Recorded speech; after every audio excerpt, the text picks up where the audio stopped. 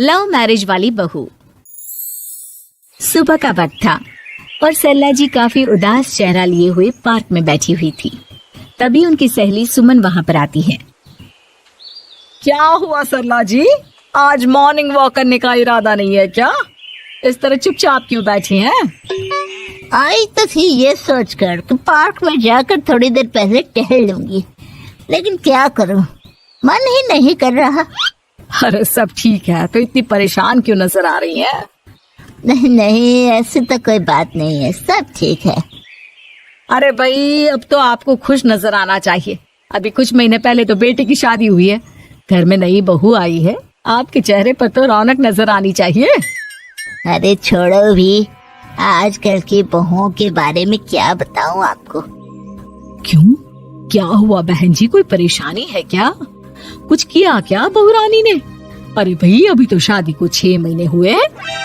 अब आपसे क्या छुपाना, आप तो जानती हैं मेरे बेटे ने लव मैरिज की है और मुझे ना इन लव मैरिज वाले बहुओं पर बिल्कुल भरोसा नहीं।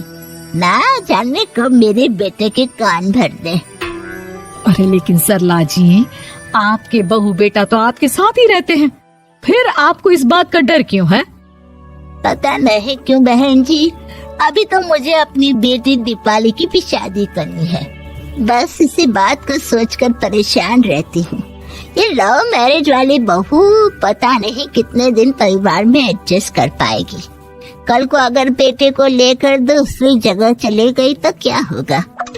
अरे हाँ, याद आया, दीपाली तो दिल्ली में नौकरी करती है ना? हाँ हाँ, बहुत अच्छी नौकरी लगी है उसकी।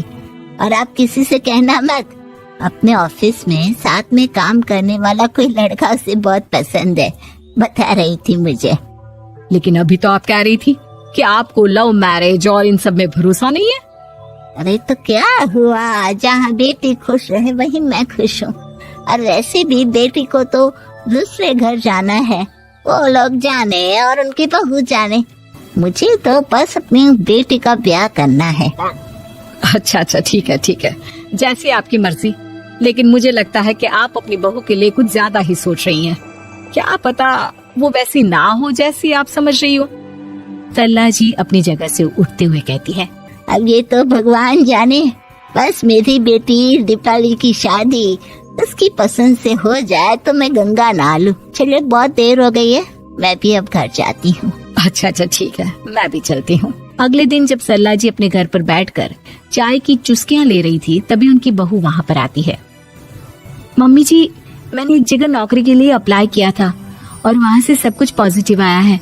मैं भी नौकरी करना चाहती हूँ ताकि घर के खर्चों में थोड़ा हाथ बटा सकूं।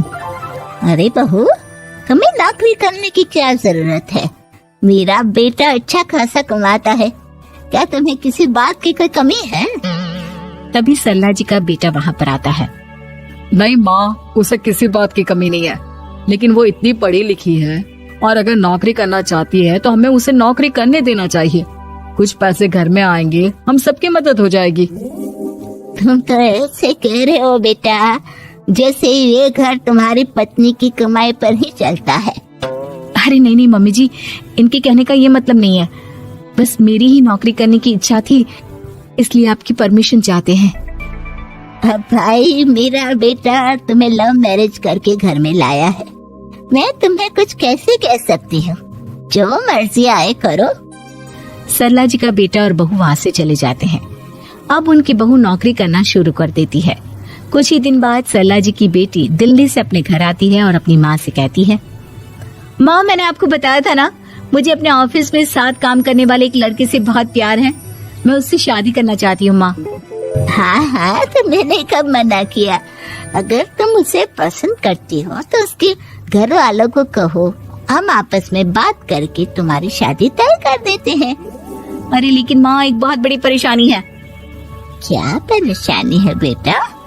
माँ, वो लड़का बहुत अच्छा है, लेकिन कुछ ज्यादा ही पैसे वाले घर से उसके माँ बाप। उन्हें मेरे और उसके रिश्ते से वैसे तो कोई परेशानी नहीं है, लेकिन वे चाहते हैं कि शादी 5 स्टार होटल में हो। अरे ऐसे कैसे, हम तो मिडिल क्लास लोग हैं, हमारे लिए 5 स्टार होटल में शादी करना कोई आसान काम थोड़ी ना है। लेकिन माँ, मैं क्या करूँ? मैंने उनसे बात करने की बहुत कोशिश की, बस एक इसी जगह बात अटक गई है। साफ साफ कह दो बेटा, शादी करनी है तो ठीक है, लेकिन ये 5 स्टार में शादी करने वाली शर्त मैं नहीं मान सकती। अरे कैसी बात कर रही हैं आप मम्मी जी? अगर दीपाली को कोई लड़का पसंद है तो हम उनकी शादी के लिए पूरी कोशिश करेंगे, और अगर बात पैसों की है तो कोई परेशानी नहीं है। हाँ हाँ, तुम्हें तो बस बहुत आसान लगता है सब। जिस तरह तुमने मेरे बेटे से इतनी आसानी से शादी कर ली, सारे काम उतने आसानी से नहीं होते। समझ में आया? हर काम करने में पैसे लगते हैं। लेकिन माँ, मैं उस लड़की को बहुत पसंद करती हूँ। सही बात है बेटा, लेकिन तुम उस लड़के से साफ साफ कह दो, अगर उसे तुमसे शादी करनी है तो अपने घर वालों को मनाए। अगर नहीं मना सकता तो तुम दोनों अपनी गृहस्थी अलग से कहीं सेट कर लो। कोई जरूरत नहीं है अपने माँ बाप के साथ रहने की। मम्मी जी, ये आप क्या कह रही हैं? मैं भी तो आपकी बेटी के साथ लव मैरिज करके आई हूँ। अगर मैंने भी ऐसा ही किया होता तो? अब तो मुझे उल्टा जवाब देने लगी। देखो बहू, मैं तुम्हारी सास हूँ, मुझसे ठीक से बात करो। लेकिन माँ, भाभी ठीक तो कह रही हैं। हाँ, अगर बात शादी के खर्च की है तो मैं उस लड़के से कुछ कह सकती हूँ, लेकिन उससे अपने घर वालों से अलग होने के लिए कहना, ये सही होगा क्या? आप तो समझिए माँ। और वैसे भी मम्मी जी, मैंने कुछ महीने पहले जॉब करना शुरू कर दिया था और अपनी पूरी सैलरी बचा कर रखी है। आप चिंता मत कीजिए, मैं दीपाली की शादी में कोई कमी नहीं होने दूंगी। तुम अपनी सारी तनख्वाह मुझे मेरी बेटी की शादी का खर्च करने के लिए दे दोगी? हाँ माँ, मैंने भाभी को पहले ही सब कुछ बता दिया था और वो इस बारे में सब कुछ जानती थी, इसीलिए उन्होंने पहले ही नौकरी करनी शुरू कर दी ताकि मेरी शादी धूमधाम से हो सके। तभी सरला जी का बेटा वहाँ पर आता है। देखा माँ, जैसा हम हर समय समझते हैं वैसा होता नहीं है।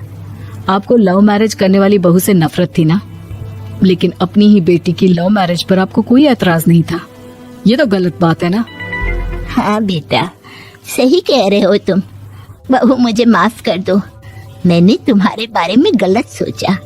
आज से मैं बहू और बेटी में कोई फर्क नहीं करूंगी, और अपनी लव मैरिज वाली बहू से तो बिल्कुल नफरत नहीं करूंगी।